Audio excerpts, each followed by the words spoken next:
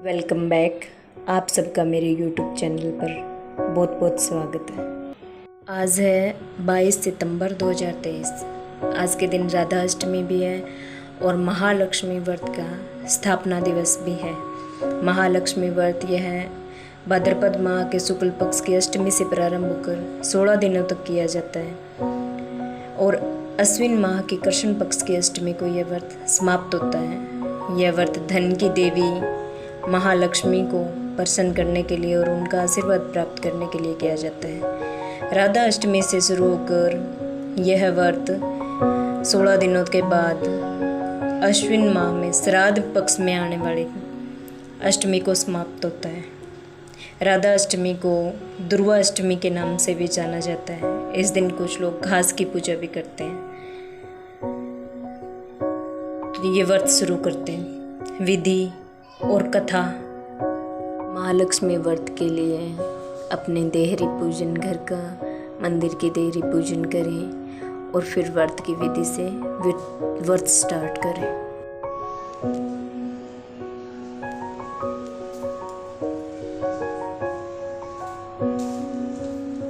महालक्ष्मी व्रत शुरू करने के लिए सबसे पहले आप संकल्प करें कि हे माँ, मैं सच्ची श्रद्धा से सच्चे मन से आपके 16 दिनों का ये व्रत करने जा रही हूँ। कृपया मुझ पर अपनी कृपा दृष्टि बनाए रखना।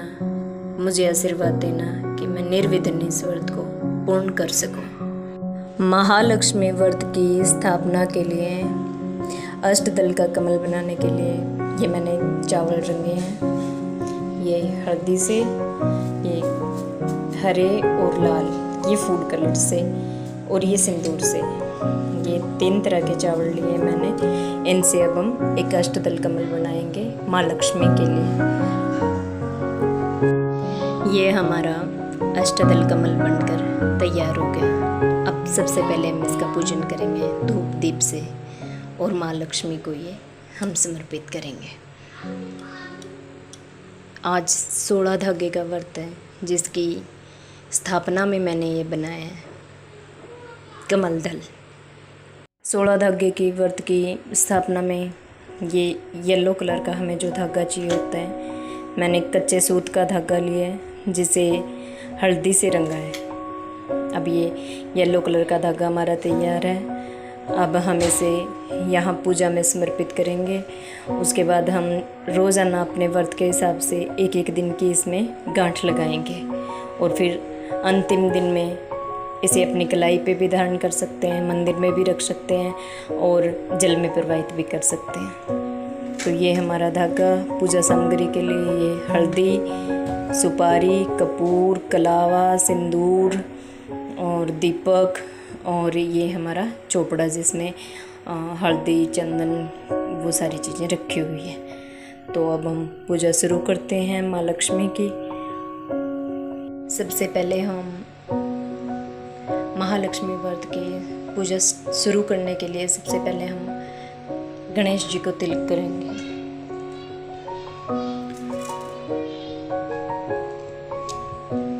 फिर हम माँ लक्ष्मी को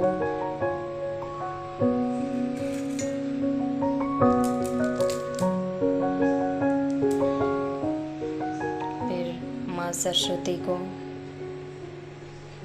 बुद्धि की देवी,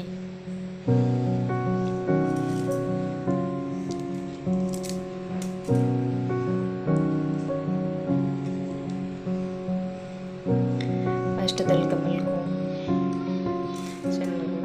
अक्षत, इसमें आप चाहो तो जड़ का कलश रख सकते हो। कलश में एक चांदी का सिक्का डाल के और भगवान विष्णु को, माँ लक्ष्मी की पूजा कभी भी अकेले में नहीं होती, अपने साथ भगवान विष्णु को जरूर रखें। फिर हम कलश मिट्टी, चांदी, सोना, तांबा, कांसा, पीतल, जो आपकी इच्छा हो आप यूज़ कर सकते हैं। उसके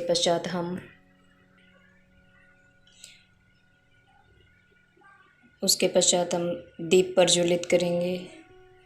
दीप, धूप,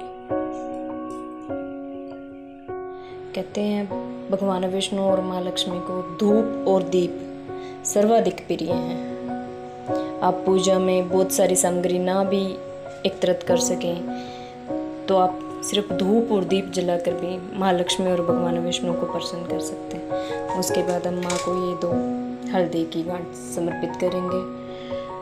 उसके पश्चात ये सुपारी और जो हमने सूती कच्चे सूत का धागा जो रंग के रखा था हल्दी में, वो भी हम माँ के सामने अर्पित कर देंगे। उसके बाद मखाने की खीर भोग के लिए मैंने मखाने की खीर बनाई है, माँ को सर्वाधिक प्रिय है। आप भी मखाने की खीर बनाकर माँ को भोग लगाएं। और उसके पश्चात हम कथा करेंगे। हम माँ लक्ष्मी की कथा करेंगे। कथा करने से पहले दोनों हाथ जोड़ें, माँ से प्रार्थना करें, हे माँ, मेरा ये व्रत निर्विघ्न पूरा हो जाए। बिना किसी विघ्न के आप इसको पूर्ण करना। हे माँ, मुझ पर और मेरे परिवार पे अपनी कृपा दृष्टि बनाए रखना। हमारे ये भाव को पूर्ण करो माँ। ऐसी प्रार्थना करके अब हम माँ की कथा शुरू करेंगे। इस व्रत में अलग अलग कथाएं हैं, लेकिन एक कथा जो सबसे ज़्यादा प्रचलित है और मैंने जब ये व्रत शुरू किया था तब से मैं वही कथा सुनते आ रही हूँ। एक गांव में एक बूढ़ा ब्राह्मण रहता था। वह ब्राह्मण माँ लक्ष्मी को प्रसन्न करने के लिए रोज मंदिर जाता था। एक दिन उस ब्राह्मण को भगवान विष्णु ने दर्शन दिए और उसकी एक मनोकामना पूछी। तो ब्राह्मण ने कहा कि हे भगवान, मैं चाहता हूँ माँ लक्ष्मी हमेशा के लिए मेरे घर में वास करे, मेरे परिवार के साथ रहे, हमारे घर में धन धान्य की कभी कमी ना हो, मेरे घर में अन्न धन के भंडार हमेशा भरे रहें। भगवान विष्णु ने कहा, कल सुबह हर रोज़ सुबह मंदिर के सामने एक औरत उपले थापने आती है। वो धन की देवी लक्ष्मी है। जब कल सुबह वो आए तो तुम उसे अपने घर आने का निमंत्रण देना। अब वृद्ध ब्राह्मण ने वही किया। अगले दिन वो सुबह 4 बजे उठकर मंदिर की सीढ़ियों में बैठ गया। जैसे ही माँ लक्ष्मी आई उपले थापने के लिए तो उन्होंने महालक्ष्मी को अपने घर आने का निमंत्रण दिया। महालक्ष्मी समझ गई कि ये श्री हरि विष्णु का ही किया हुआ है। तो उन्होंने उस वृद्ध ब्राह्मण से कहा कि तुम 16 दिनों का महालक्ष्मी व्रत करो। राधा अष्टमी से शुरू करके अगले 16 दिन तक तुम व्रती रहो। व्रत करने के बाद तुम 16वें दिन रात को तारों को अर्घ्य देकर उसके बाद तुम भोजन ग्रहण करो। ब्राह्मणों को यथासंभव भोजन करवाओ।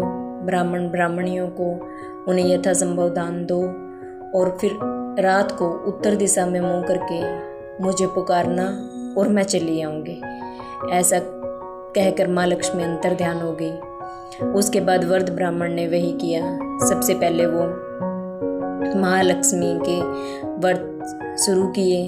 16 दिन तक व्रत किए। व्रत करने के बाद उसके पश्चात वो महालक्ष्मी को अपनी छत पर जाकर पुकारा तो महालक्ष्मी अपने वचनों के अनुसार उनके घर में आकर रहने लगी।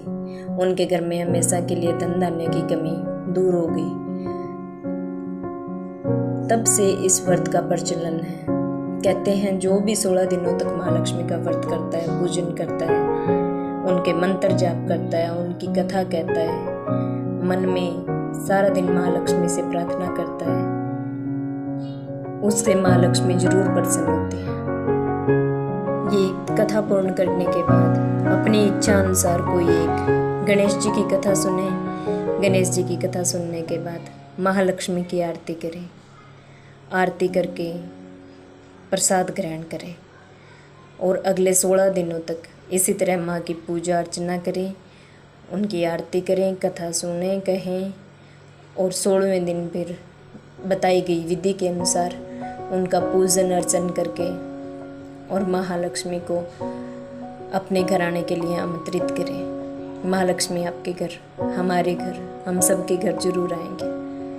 आरती कथा पूजा सब समापन के बाद शांत मन से मंदिर में आंखें बंद करके बैठ जाएं। कमल गट्टे की माला लें और उससे माँ लक्ष्मी के जो मंत्र आपको प्रिय हो उस मंत्र की 1 माला, 3 माला, 11 माला मंत्र जाप जरूर करें। धन्यवाद। वीडियो अच्छी लगी तो लाइक करें, शेयर करें और अगर आपका कोई महालक्ष्मी मंत्र को लेकर सवाल हो तो मुझे कमेंट करें। धन्यवाद। आरती कथा पूजा सब समापन के बाद शांत मन से मंदिर में आंखें बंद करके बैठ जाएं। कमल गट्टे की माला लें और उससे माँ लक्ष्मी के जो मंत्र आपको प्रिय हो उस मंत्र की 1 माला, 3 माला, 11 माला मंत्र जाप जरूर करें। धन्यवाद। वीडियो अच्छी लगी तो लाइक करें, शेयर करें और अगर आपका कोई महालक्ष्मी मंत्र को लेकर सवाल हो तो मुझे कमेंट करें। धन्यवाद।